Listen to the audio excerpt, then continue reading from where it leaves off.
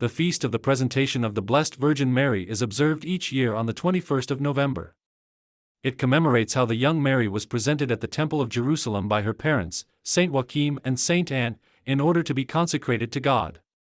This account, while not found in the canonical scriptures, draws from early Christian tradition, notably the Proto-Gospel of James, and underscores Mary's complete devotion to God from childhood. According to tradition, Joachim and Anne, after many years of waiting for a child, received a divine promise. In gratitude, they brought Mary to live in the temple, where she was educated in faith, prayer, and service. In the Eastern version of the story, she remained at the temple until the age of 12. The significance of this feast lies in several points. First, it shows that commitment to God may begin very early in life. Mary answered the call not as an adult but as a child, devoted and ready. Second, it highlights the importance of spiritual formation, prayer, listening, growth, for every believer.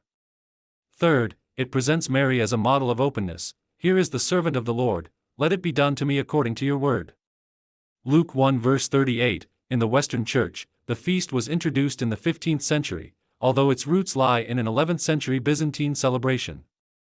Iconography typically depicts young Mary ascending the temple steps, often robed in white, accompanied by her parents or guided by a priest. For us today, what does celebrating the presentation of Mary mean?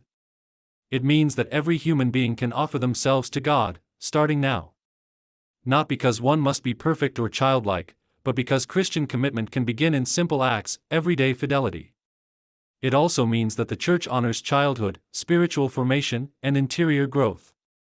In this sense, Mary is a model, not because she was flawless, but because she said yes at every step of her life and oriented herself toward the Lord. From a pastoral perspective, this feast invites families, educators, and catechists to reflect: how do we lay solid foundations for children's faith?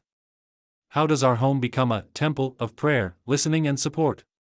Mary was presented, we too are invited to present ourselves, through prayer, through service, through love of neighbor.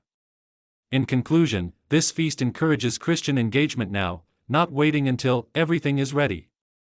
It reminds us that God calls each of us to consecrate ourselves, to grow in faith, and to give our lives, step by step, for His purposes.